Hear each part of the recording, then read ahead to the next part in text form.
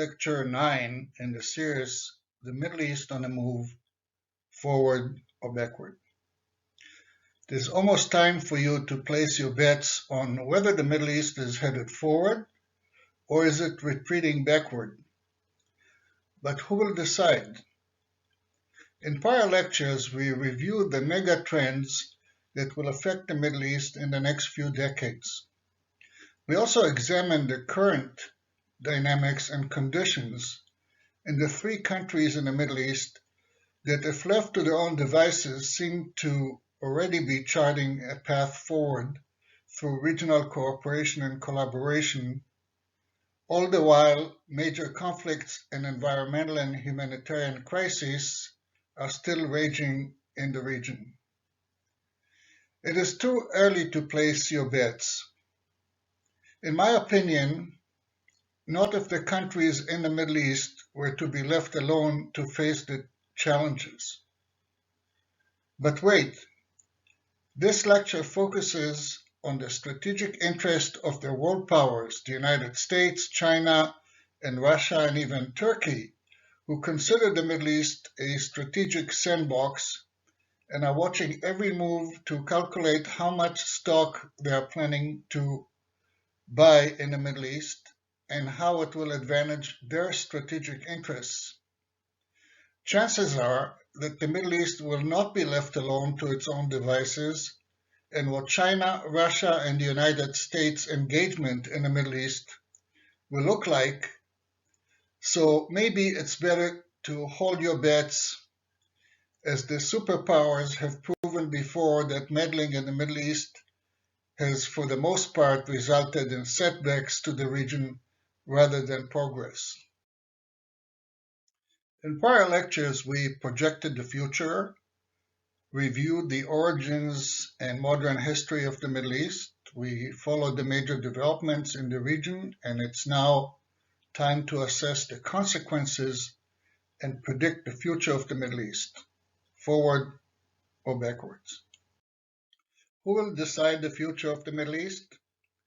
Just as a reminder, the three countries that will have the most influence in answering the question are Iran, Israel, and Saudi Arabia, for reasons that we reviewed in prior lectures. But what will the world powers do? Whose side will they take? And do they really have the future of the Middle East in mind, or are they trying to exploit the dynamics in the Middle East to their own advantage?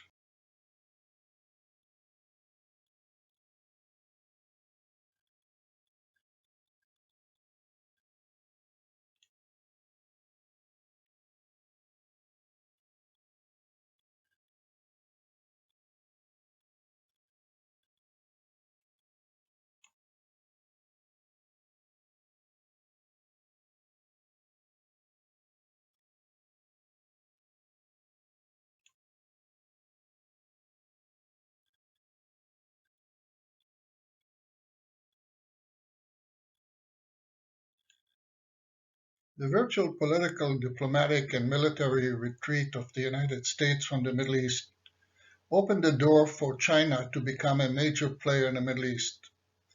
An area they call West Asia has only shown up on their radar in the last few years.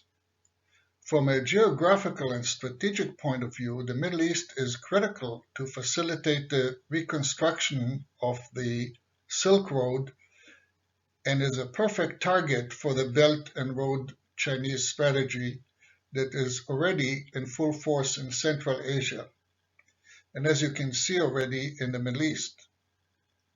China's strategic interest in the region and in general are economically driven.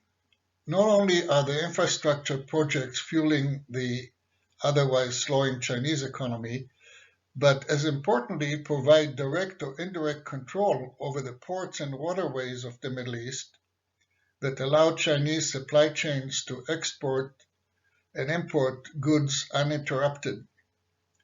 Take a moment to review the next chart to realize that China has already significant footprint in the region, and it only plans to expand it. Is that good for the region? Of course, but unless it threatens the sovereignty of the host countries by defaulting on generous unsecured loans which revert the projects to Chinese control.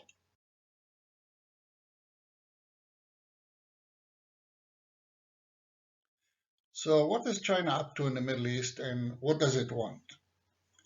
In the next few charts, you will see that China wants business and will do business with anyone who needs their economic backing, regardless if they are aligned with the United States or Russia. China has only one thing in mind, almost a personal ambition of Xi Jinping, to become the largest economy in the world, which would mean dethroning the United States from this title and place China as the main world power economically, if not militarily speaking.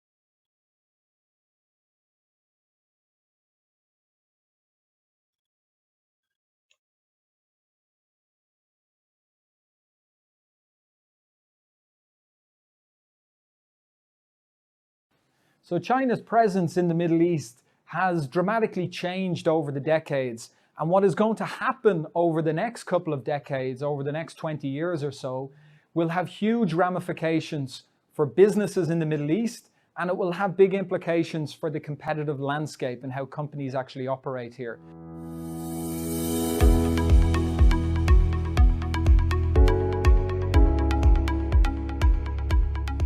What we've seen, if you look at China's presence in the Middle East from a historical perspective, China very much viewed the Middle East and indeed the whole world through the Cold War ideological lens. So in the 80s, China's view on the world was very much shaped by the Cold War. You move into the 90s, China actually viewed the Middle East in the 90s as really a place where empires go to die.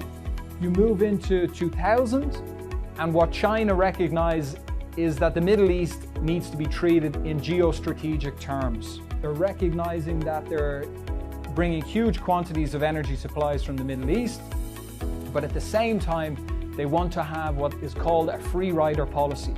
So this policy means that they don't have a security presence in the Middle East, but they try extract as much value from these partnerships as possible. What we're seeing now, moving into the next decade from 2020, you're recognizing that China is viewing the Middle East in much more of a strategic partnership arrangement. And the big question moving forward, now that China has hundreds of billions of dollars worth of investment in the Middle East, now that it's the most important trading partner for many countries in the Middle East, what is the big question is whether China's relationship with the Middle East slowly starts to evolve into having a security presence in this part of the world. Now, another big question when you talk about China's relationship with the Middle East, and when we talk to Emir Boardroom members, is which countries will actually benefit from Chinese investment. There seems to be a common mistake, particularly amongst regional executives, but also when we give talks for global board members, around the idea that because China has a passive relationship in the Middle East, in terms of from a security point of view, and it has very much a non-interventionist policy, that therefore it does not favor one market over another. And it does not actually favor, from a geostrategic perspective, it does not actually favor different countries. That is a mistake. And it misses the point around China's different levels of strategic diplomatic engagement. And when you look at this taxonomy of these different types of partnerships, what you recognize is there's a few countries that are going to be the cornerstone of Chinese investment and policy, including the Belt and Road Initiative in the Middle East. That will have implications on trade flows, will have implications on G2G deals, and that in turn will change the competitive landscape over the next couple of decades as Chinese companies continue to come in and operate in the Middle East, operating in areas like energy, operating in areas such as infrastructure, focusing on trade and investment, but also areas like nuclear energy, satellites, and as well renewable energy in the future. These are the spaces where China is going to want to compete in the Middle East. And if you're a Western multinational or an international company from a different part of the world, or indeed a big regional local company, you need to be aware of how these winds are changing, because they will have implications for your business.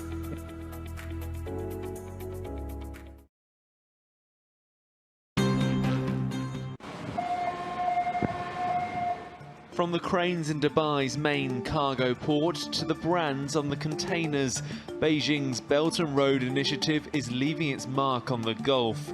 And it's been bolstered further still by a recently signed deal between port-operator DP World and Zhejiang Commodities to build a new traders market. In that facility, you buy what you want from that particular shop that you are interested in, pay and go. And that good will come to your doorstep wherever you are from different part of the globe. Means you do not have to worry to carry.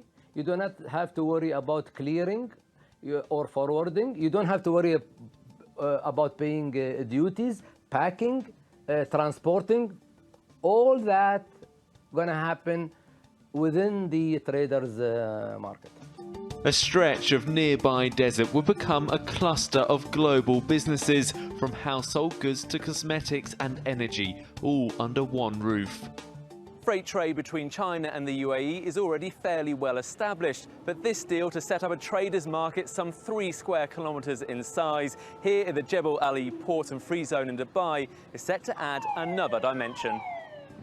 Dubbed a one-stop shop, it's already piqued the interest of at least one Chinese firm in the area. Jura first started operating in the UAE in 2012, trading in oil field spare parts. After benefiting from increased bilateral trade policies, they're eyeing the potential of the traders market and considering further Middle East expansion. It's more easier for us to get our supplier, and also it makes it easier for us to get our customer. And we can get easy access into both downstream to upstream. China is the UAE's biggest source of imports. In return, the UAE is a gateway for around 60% of China's exports to the Middle East. The UAE forecasts bilateral trade between the two will reach $58 billion in 2018. As trade tensions with the US escalate, China is expected to speed up its development plans with major trading partners along the new Silk Road route. And the UAE appears keen to do some of the heavy lifting. Jacob Greaves for TRT in Dubai.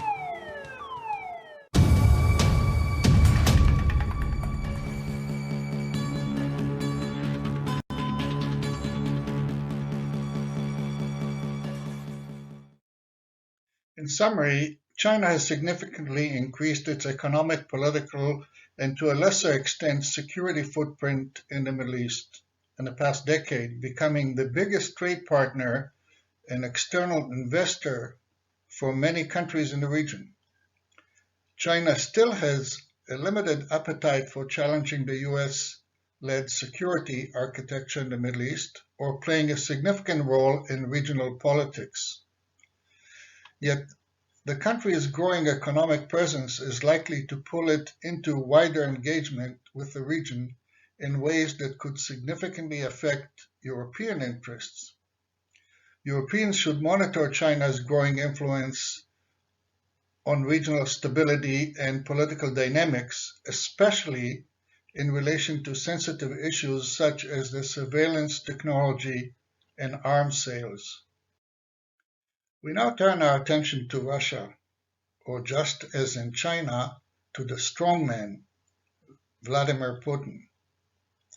For fear of being poisoned, I am reluctant to say it loudly, but Vladimir Putin reminds me of a poker player sitting at the table with a small stack and bluffing his way to take the pot.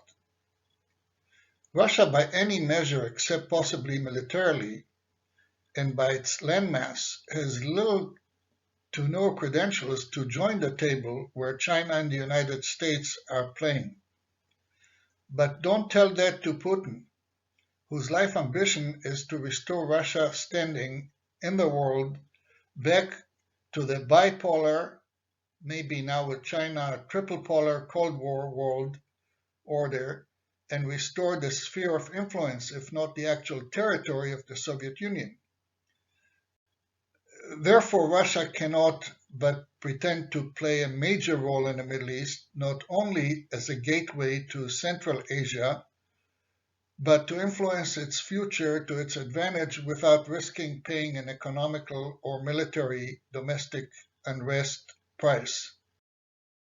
An examination of this map clearly reveals Putin's dilemma and explains the current potential crisis regarding Russia invading Ukraine, which remains unsolved currently. If you were a landlord who used to own the darker colored states on this map, which you did during the reign of the Soviet Union, and now you look at the darker red territory of the Russian Republic, you may be angry. Remember that Putin is a product of the Soviet Union. Add to the fact that many of the countries on your border not only are independent from Russia, but aligned with the West and are members of NATO, or some of the satellite states affiliated with the USSR, like Poland or Romania, are members of the European Union. What you have left is a shrinking economy, an older population, young unemployment, surrounded by NATO members on the east, and Muslim nations like Kazakhstan and other stands which may follow the Taliban's Islamic Emirate on your border and potentially harbor radical Islamic terrorist groups like Al-Qaeda or ISIS, who may infiltrate into your territory on the southwest. Does this in any way justify Putin's aggression toward Ukraine or any other ex-Soviet state? Hell no. But it does explain his chest pumping and testing the resolve of the United States and its European allies. This is not something new. Listen to a segment of Putin's speech to the European Security Council in 2007. Адаптированный договор об обычных вооруженных силах в Европе был подписан в 1999 году. Он учитывал новую геополитическую реальность – ликвидацию Варшавского блока. С тех пор прошло 7 лет, и только 4 государства ратифицировали этот документ, включая Российскую Федерацию. Страны НАТО открыто заявили, что не ратифицируют договор, включая положение о фланговых ограничениях, о размещении на флангах определенного количества вооруженных сил, до тех пор, пока Россия не выведет свои базы из Грузии и Молдавии. Из Грузии наши войска выводятся, причем даже в ускоренном порядке. Эти проблемы мы с нашими грузинскими коллегами решили, и это всем известно. В Молдавии остается группировка в 1500 военнослужащих, которые выполняют миротворческие функции и охраняют склады с боеприпасами, оставшиеся со времен СССР.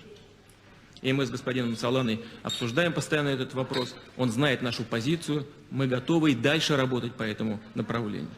Но что же происходит в это же самое время?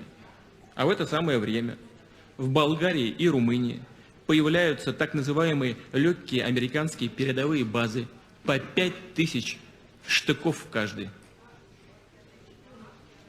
Получается, что НАТО выдвигает свои передовые силы к нашим государственным границам. А мы, строго выполняя договор, никак не реагируем на эти действия. Думаю, очевидно, процесс натовского расширения не имеет никакого отношения к модернизации самого Альянса или к обеспечению безопасности в Европе. Наоборот, это серьезно провоцирующий фактор, снижающий уровень взаимного доверия. И у нас есть справедливое право откровенно спросить, против кого это расширение. И что стало с теми заверениями, которые давались западными партнерами после распуска Варшавского договора? Где теперь эти заявления? О них даже никто не помнит. Но я позволю себе напомнить в этой аудитории. Хотел бы привести цитату из выступления генерального секретаря НАТО господина Вернера в Брюсселе 17 мая 1990 года. Он тогда сказал: «Сам факт, что мы готовы не размещать войска НАТО за пределами территории ФРГ, дает Советскому Союзу твердые гарантии безопасности». Где эти гарантии? Putin also keeps reminding the world that James Baker, then Secretary of State of the United States, committed to Khrushchev that the US will never expand NATO into Eastern Europe, and more recently, Gorbachev, during the German Unification Agreement, heard the same from the NATO alliance. So therefore, listen to Putin describing Russia's role in the Middle East in the next video, which can best be described as power politics. So Russia in the Middle East, a source of stability or a pot stirrer? You decide.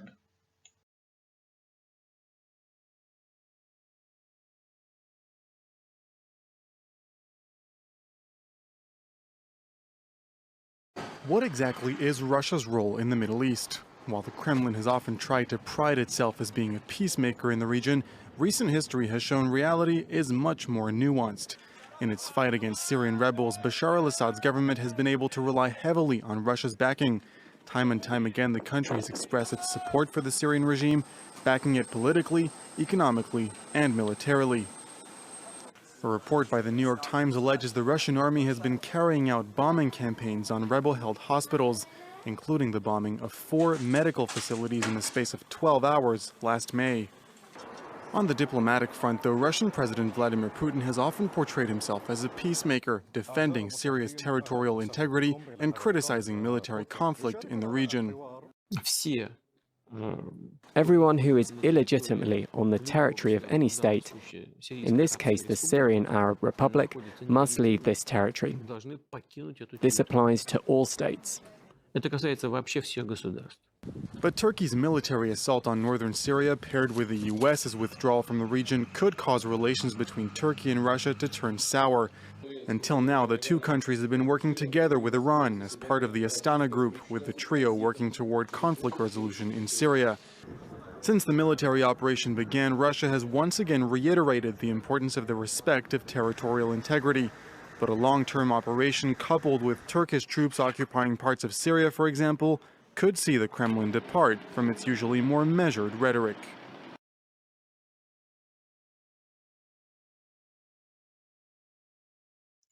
So what is the Arab perspective relative to Putin's and Russia's involvement in the Middle East? The current Russian policy in the region is based on 2 elements. One, world politics in the coming 4 years will be chaotic and unpredictable, which Putin is trying to stir up, of course.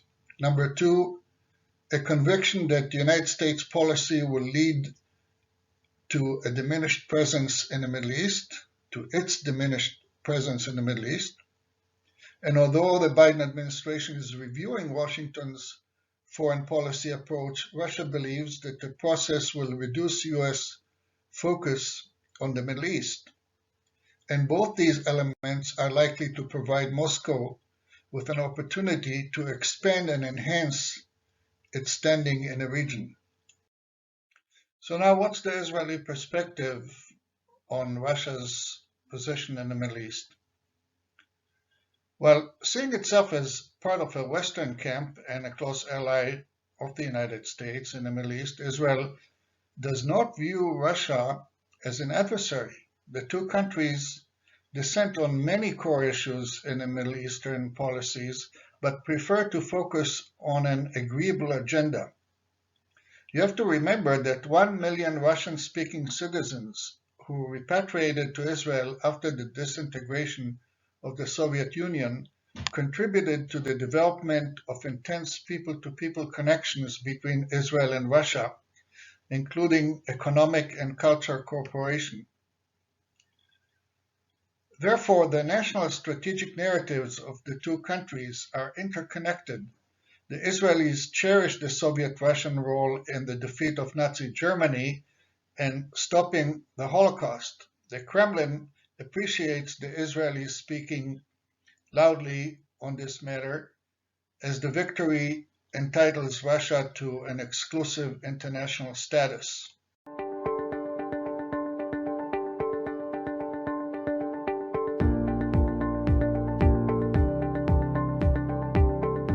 So in 2016, RAND decided to convene a series of conferences looking at what is Russia's strategy in the Middle East, trying to answer that question. And this year, we've decided to partner with the London School of Economics Middle East Center to push that question further. We're really focusing on what are the limits of Russia's strategy in the Middle East, taking a specific focus looking at the Middle East states, because they are actors with agency, and they are the ones who might get to set the agenda for how far their relations with Russia can go and how much Russia's strategy will actually be effective in the region.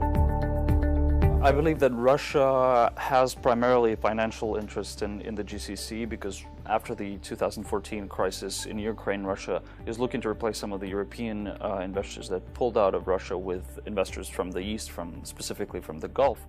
What is the GCC's interest in having a stronger partnership with the Russians?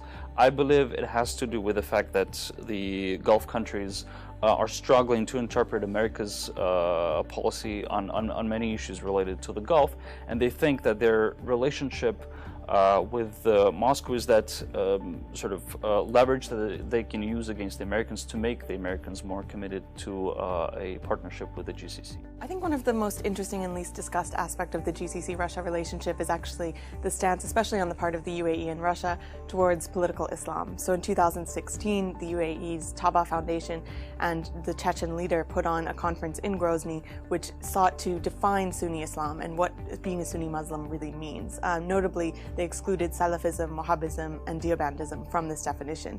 So demonstrating the extent to which the Russians and the Emiratis are trying to define what is seen as appropriate Islam, and particularly apolitical Islam.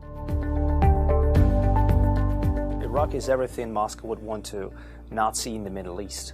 Without fragmentation, protracted conflicts, and increase in violence, and central governments not having ability to control the territory. Russians have been careful in stepping in Iraq territory and viewing it as more as a stepping in a minefield where you don't really want to hurt other states' interests. The two most dynamic areas of cooperation are the military and energy cooperation between the two countries. When looking at Russia's intervention inside Syria, one might think that Russia is one step away from reaching its objectives there. But having closer look at the dynamics between Russia and the Syrian regime, it seems as if Russia is stuck there without clear exit strategy. And this is mainly for two reasons. The first one is Assad's determination to recapture every inch of Syria. And this is why he has been trying to actively ruin any political initiative led by Russia to end the conflict. The second one is mainly because of the increased direct military intervention by other regional and international players, and this limits Russia's influence over shaping a political deal that might please Assad. Russia and Iran have common interests in Syria. They both want to prevent America from expanding its influence in the Middle East. Both would like to see it reduced. Both are against jihadist forces such as Al-Qaeda and Islamic State. But the question is how solid is their Russian-Iranian relationship? They have had disagreements in the past. But the Trump administration, especially with the new National Security Advisor John Bolton, if they push for a more confrontational policy toward Iran, this I think will provide a difficult choice for Russia. On the one hand, it will be tempted to defend Iran, but this might mean that it's going to lose the influence it's built up with some of Iran's adversaries, Saudi Arabia and Israel. But if the Russians aren't as helpful to Iran as it likes, they risk losing influence with Iran and perhaps in the region as well. So I think the Trump administration, whether it intends to or not, its policies are going to test how solid the Russian-Iranian relationship really is.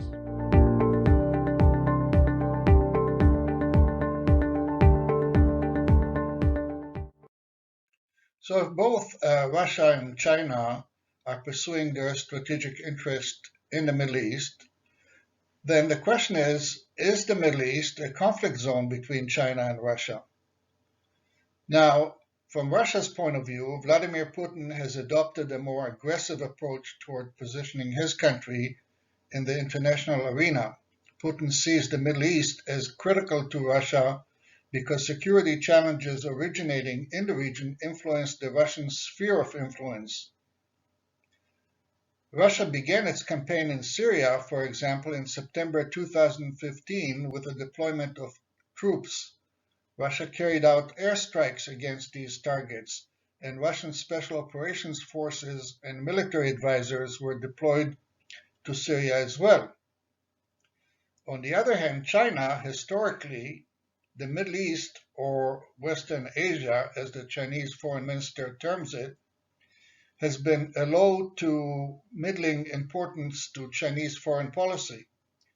China has meaningful and strategic interests in the Middle East, especially since the region is home to 6 of China's top 10 sources of oil, a crucial resource for its economic growth, with its large appetite for oil unsatisfied by domestic production. So Chinese interest in the region include a reliable flow of oil, geopolitical stability, so that China development projects in the region could continue and done undeterred. So what do the Arab countries in the region think about Russia versus China? Who do they prefer in terms of favorability? In 2021, Chinese win. In terms of positive views, Chinese win. In terms of views of Russian and Chinese foreign aid during this period of 2018 to 2019, Chinese win. So clearly, the Middle East sees China as a more favorable, I wouldn't call it partner, but player in the Middle East to advance their economic objectives and political strategic objectives. But what about Iran? Is Russia backing Iran's aggression in the region through their proxies in Syria and Yemen? How close is Russia to Iran, and how far will they back Iran? Not as simple as you think. Putin has more important priorities than to patronize Iran.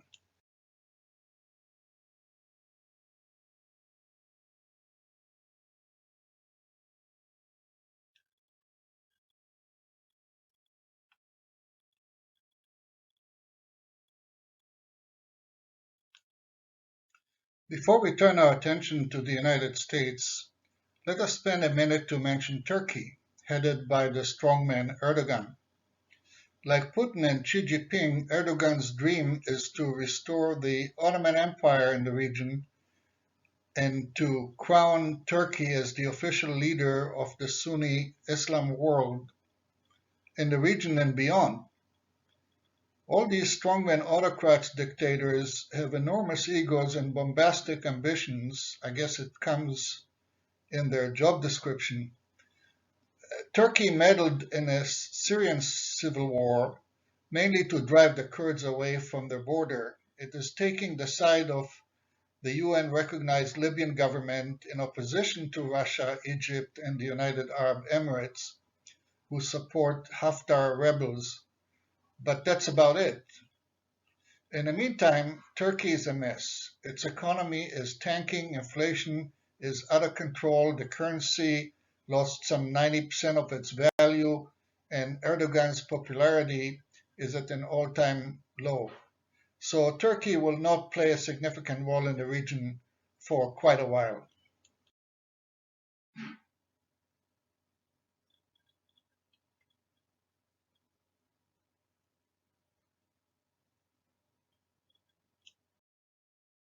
All these maneuvers of world powers to gain advantage in the Middle East is largely a result of the United States' virtual retreat from the Middle East that began with Trump and continues with Biden.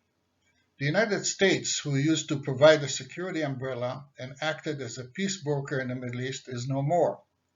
The deal of the century was a joke. Abandoning the rebels in Syria was shameful, and dysfunctional, divided United States wants little to do with the Middle East beside making sure it does not burst into flames through new or intensified existing conflicts.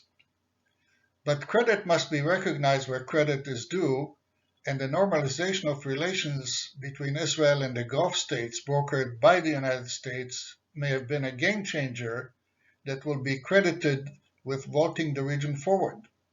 On the other hand, the United States bears responsibility for addressing one of the Middle East major threats, namely the flood of displaced refugees spreading around the world and Europe. Don't they? The media don't tend to show you the cause and effect. Why do we have massive flows of refugees? And this is quite typical. If you look at the history of Middle East and North Africa, there's a tactic to smash things up using military force and then to sit back and comment on the mess. Very cynical. It's extremely dangerous. In fact, the United States is committed to a policy called full spectrum dominance. Full spectrum dominance, as far as the US military understands it, is the ability to dominate the world by force, by simply overwhelming any potential to US challenge. And this can involve space-based weapons, intercontinental ballistic missiles, essentially to encircle the Earth. And the goal, they state this quite openly in their vision for 2020, which was published more than 20 years ago. It stated that the goal is to enforce a global neoliberal economic policy of globalization, as they call it, which means globalization in the interests of US corporations. And of course, this rhetoric continues today in, for example, Trump's national security policy, same full spectrum dominance rhetoric. So when you brazenly announce your intention to rule the world by force, people are going to react.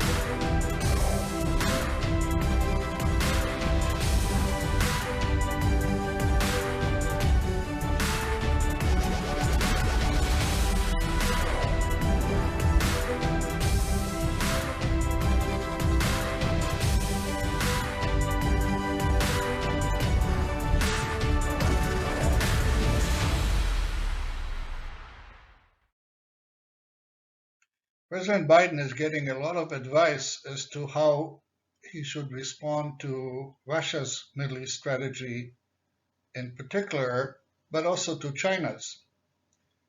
U.S. policy toward the Middle East has relied heavily on military instruments of power and has focused on regional threats. The U.S. strategic priority must center on reducing regional conflict and the drivers of conflict. This revised strategic approach puts a greater focus on addressing conflict and socio-economic challenges that are creating unsustainable pressures on the region, states, and immense suffering among its people. If successful, this strategy would really move the Middle East forward and promote larger cooperation and collaboration in the region.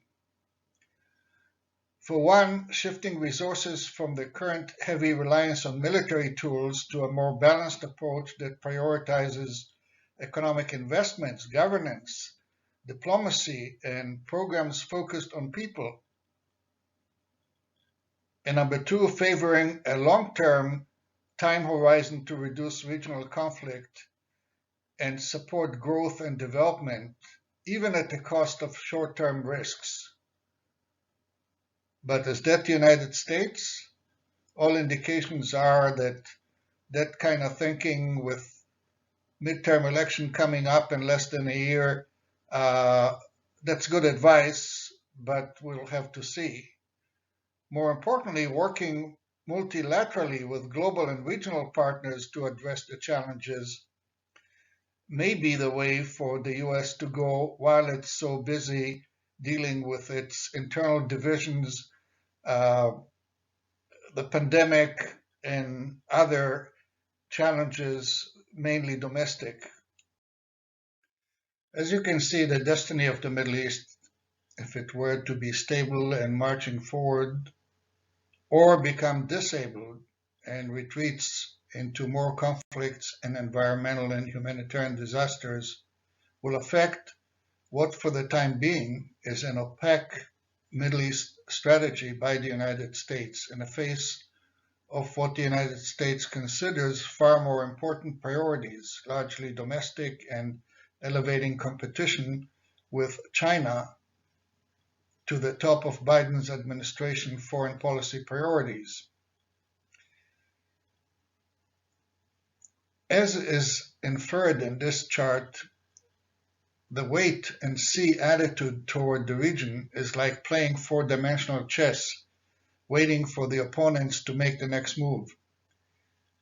In conclusion, the United States does not presently have a cohesive strategy for the Middle East and may react as illustrated in this chart as events develop. In the absence of a clear Biden doctrine for the Middle East, the United States is taking position on a number of issues on the side of a forward process toward peace and stability, if not prosperity. All the talk about the United States retreat from the Middle East doesn't mean that the United States does not have some firm policy positions with regard to the Middle East. One, ironclad support for Israel and security and military aid. Two, it backs a two-state solution to the Israeli-Palestinian conflict, different than Trump. Three, it supports keeping the U.S. Embassy in Jerusalem. Four, it stops, or wants Israel to stop, rather, settlement activity and provide more aid to Gaza. Believes that the Palestinian leaders must stop the glorification of violence. Calls on Arab states to normalize relations with Israel, including, of course, Saudi Arabia. Against the BDS movement, which veers into anti-Semitism. Believes that Iran is a destabilizing force in the Middle East and should not be allowed to have nukes. Planning to rejoin the agreement if Iran returns to compliance. Against pulling of US troops from northern Syria. Concern about US nuclear weapons in the region. Partitioning Iraq into three self-governing entities or regions. Reassessment of US support to Saudi Arabia in view of the human rights record, and for the US to end involvement in the Yemen civil war, not only by its supporting Saudi Arabia, but to bring the Yemen civil war, which turned into a huge humanitarian disaster to an end. By the way, I just recently discovered that my vision of a Middle East Union modeled after the European Union is not an original, as me taking credit for it. A recent article is asking the same question. Why not create a Middle East Union modeled after the European Union? I believe it stretches the point beyond believability when it includes Iran and Yemen on the list of members, but then this is the Middle East, and you never know. One thing I'm sure we can agree on, it's complicated. So now is the time for the pessimist to turn ahead and look backwards and say that in the Middle East, the culture of compromise is non-existent. When countries of the region come together, each makes exorbitant demands, that there are oil-rich sheikhdom and poor countries in the region. One cannot expect those sheiks to share their newly found wealth with their neighbors, that the region has dictatorships almost everywhere. Dictatorships do not cooperate easily, and that many years ago the rulers of Egypt, Syria, and Libya came together and announced that they formed something like a United Arab Republic. The Egyptian president Nasser crying while announcing the decision, and then they went back to their respective countries and it was business as usual. So they were not even serious. So really, is the Middle East going to go forward? But then the optimists will say that evidence is coming that the political economy of Middle Eastern nations is too diverse to put in one mold, but it is safe to say that a desire for transformation is sweeping across the region, that the resource-rich nations are undertaking long overdue economic diversification reform programs as commodity markets become increasingly risky, as evidenced by, for instance, Saudi Arabia's Vision 2030. That in resource-poor nations, debt, fiscal constraints, and ineffective governance have instigated public anger and mistrust that is too strong for politicians to overcome with simple political concession. And finally, with climate change catastrophe looming, there's no way but forward. If there's one thing we can agree on, is that the Middle East is complicated. Even Alan King couldn't get it quite right. Discussing the turkeys of the year. One turkey remains constant: the conflict in the Middle East. Now, I know you're all confused about what's happening there. So tonight, as a public service, I'd like to explain it to you. We are looking at a tinderbox. We are looking at the most troublesome spot in the world. And what the problem is, basically, it's tribal and feudal hostility. Right now, Iraq and Iran are at each other's throats. And the Middle East is choosing up sides.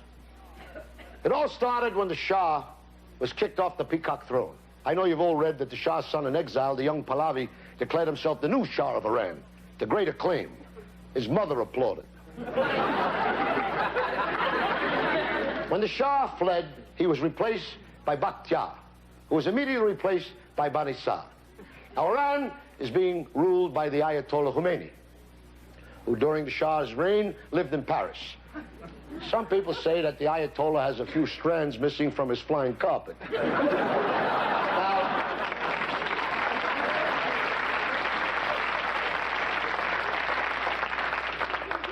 How sane can you be when you leave Paris to live here?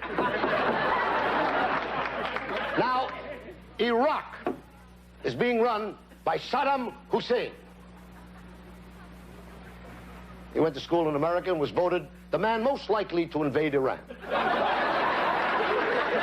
Aligned with Iraq is Saudi Arabia, ruled by the King Khalid of the House of Saud. Now, Saudi Arabia, a monarchy, in Iraq, a socialist state, swallowed their differences and banded together to form an informal power bloc. Now, Jordan, who was ruled by King Hussein, not to be confused with Saddam Hussein, See, now, Jordan is aligned with Saudi Arabia. Jordan had to align with Saudi Arabia because Saudi Arabia holds the mortgage on Jordan.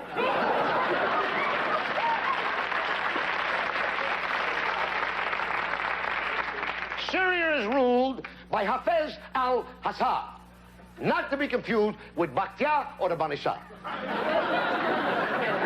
Although Syria's sympathy lie with Iran, they can't get involved because they're very busy keeping the peace in Lebanon. And they're doing a terrific job. Lebanon is in pieces. And Lebanon is run by this man, Danny Thomas.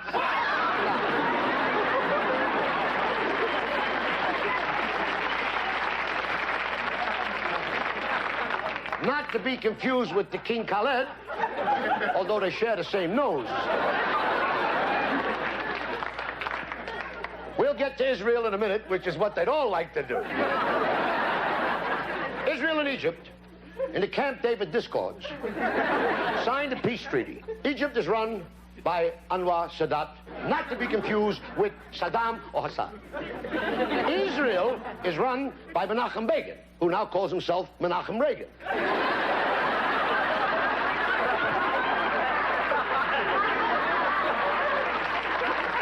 Menachem Begin promises he's not going to build any more settlements on the West Bank, only condominiums. Now, let's get back to the war. It all started when Iran accused Iraq of fomenting unrest among the predominantly Arab population of Iran's oil-rich Khuzestan province.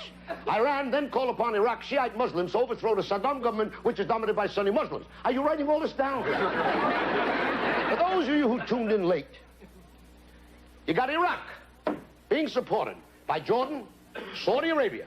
Now you have Bahrain, Qatar, and Abu Dhabi. Not to be confused with Addis Ababa, Abu Ibn, or the ever-popular Abu Dhabi honeymoon.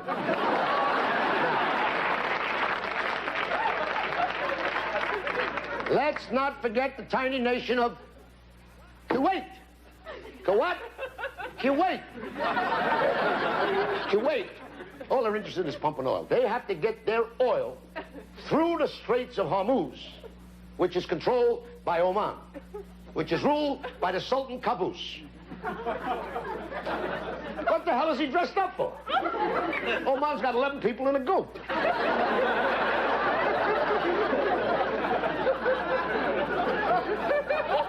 Oman is not free from conflict. You see, they got a little problem down here. They're being threatened by South Yemen, which happens to be north of Yemen.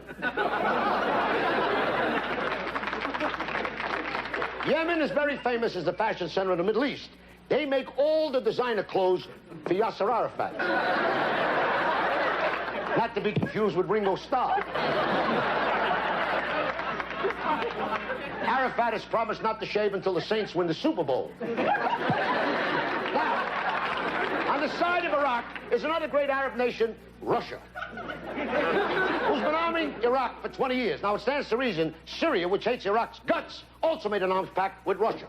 Now, Russia, in the spirit of Muslim Brotherhood, invaded Afghanistan and threatened Pakistan.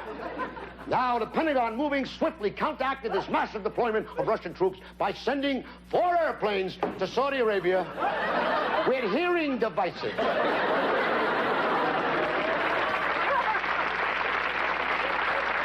So now we can hear how bad we're doing there. Who's on the side of rich little Iran? Not rich, little, no. We have Libya, which is run by Colonel Gaddafi, and they gotta throw a net on this guy. Colonel Gaddafi makes the Ayatollah look like Donny Osmond. This whole situation is available in the game by Parker Brothers. Now, this is the stage. These are the cast of players. You put music to this, we'd have a hell of a hit. The Middle East Side Story. 1, 2.